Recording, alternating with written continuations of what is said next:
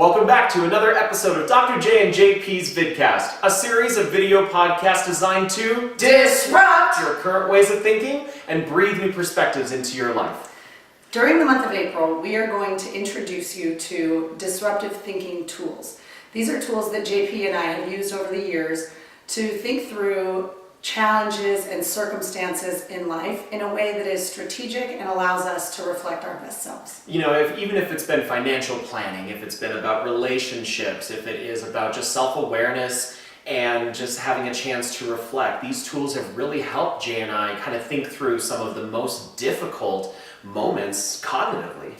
They've also been things that I've used in coaching people on career planning and really examining pathways for your life and success. Could even be something as simple as, where are we going to go on vacation? Yep. And so JP, this week, which tool would you like to discuss? So this week we are going to talk about the easy ProCon chart. This chart is an easy way for you to just think about a decision that you're having difficulty mapping out which direction you want to go. Now, the interesting thing that I like to kind of add to, as opposed to just saying these are the pros and these are the cons, I like to include a new type of way to display that information, and that is by changing the font size. So while you're writing all of your pros and cons for each one of your decisions, maybe one speaks louder to you or is more important to you or you feel more passionate about. So you would write that larger on your piece of paper or on your whiteboard or on your flip chart paper. And things that you know are pros and cons that may not be as important or as impactful, you can write smaller. But then you'll start seeing where more of the pros and cons are lying and which ones really are drawing most of your attention. So you'll basically give greater prominence to certain words, weighting those as more important in making the decision. Absolutely. So let's dive into an example. Today I received a text that my initial response, and JP saw my face and I was just like, "Grr." And I wanted my first reaction, not my best reaction, but my first reaction was to fire away back at that person. And luckily, you know, JP and I do this for each other often, like, is that really what you want to say? And so in this case, our pro-con chart is what are the pros of responding right now? And what are the pros and cons of pausing and reflecting and choosing to wait? So some of the pros that we listed for responding was you get that instant gratification, right? I've responded, check it off my list, I'm done with that, I'm not going to think about it anymore. You get to make your point. Sometimes that feels good. And it really does acknowledge your emotions and needs. Like if I would have chosen to respond right away, I would have had my feelings put out there. The con of that is that it wouldn't reflect my best thinking or my best self. It's not intentional, and it could potentially harm or cause pain or sorrow to the person that was on the receiving end of that.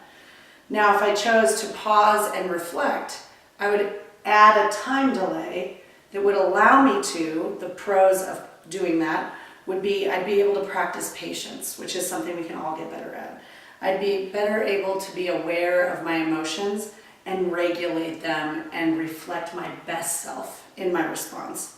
One of the books that I'm reading right now is called Search Inside Yourself, and the author, Chade-Meng Tan, really encourages readers to think about how you can pause and reflect and find the kindest, most compassionate way to respond. And so thanks to that reading, I chose the pause and reflect, and to respond in a way that brings joy to others.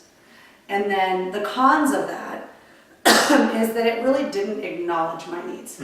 It really, I wonder if this is something that's going to surface again, like that I'm bottling and may surface later. So those were some of the things I had to think through when deciding, should I respond or should I not? So take a look at your screen right now, and what we've done is that we've taken the example that Jay has provided us and we've changed the font sizes of some of the different pros and cons of each decision just to show you how it would look on your whiteboard, on your piece of paper, on your flip chart paper.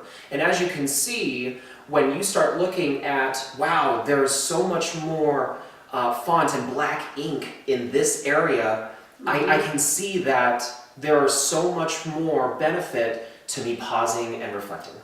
So similarly, that was what influenced my decision, is once you see visually these large fonts, and you go, I do want my best self to be reflected in every interaction I have. So that one was large. I do want to bring joy to others. This is an individual who I care deeply about. And so the last thing I would want to do is wait for too long to respond, so they're stewing over my response, or to respond in a way that would bring them some form of negative feeling that they'd carry with them for a day, 2, a week. You never really know what people are going through. And so those were the ones that I had weighted that informed my decision. So think about how you can use this tool, and Jay is going to give you some awesome homework, but think about how you might be able to use this for possibly, as an example, stay or leave your current employer, stay or leave in a relationship that you are in. Maybe it is, to Jay's example about a vacation, maybe it is one decision is go on that vacation or try to be more financially strategic and save that money. Think about different ways, and Jay, what is their homework?